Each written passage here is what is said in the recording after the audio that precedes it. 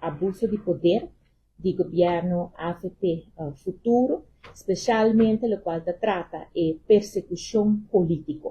De con, nós que o governo último, comissário de companhia de utilidade, G5 não tá, a gana caso sumário que não entama contra utilities e também outra companhia de utilidade na Aruba, pero que nós está governo não está respeitar e governo está sigue abusar do poder e está trata persecução política. E me explica.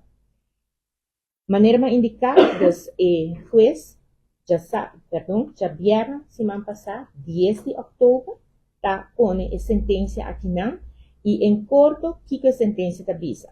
E de 5 comissários não a gana no caso. Juez, tá força a decisão de não retiro.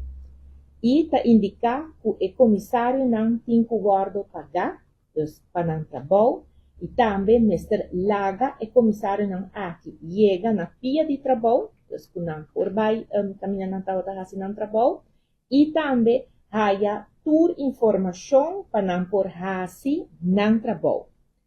E aqui não, coisa põe também uma multa para cada dia, ou parte de dia, que não está cumpre com o veredicto aqui, dus a companhia de utilidade, o governo não está cumpre. O veredicto aqui tem boot de 2.500 florins, máximo de 250.000 florins para cada de 5 comissários. Algum ponto importante de lo qual te veredicto. E segundo o juez, decisão para quitar comissário, Mr. Guardo, motivado. O Mr.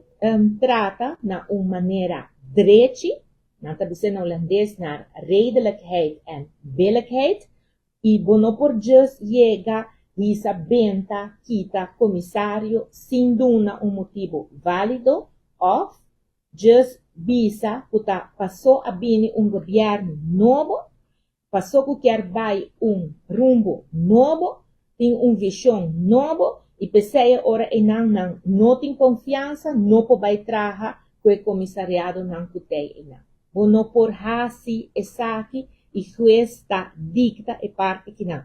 Questa visa também, uva, não está para sobra que o governo a cambia, ou não está para sobra havia cambio de diretor, dus havia diretor novo que está representar o governo na, por exemplo, utilities, esaki quermen que automaticamente e por manda quita tur e comissário não, of put aguardo apuntar door de governo saliente.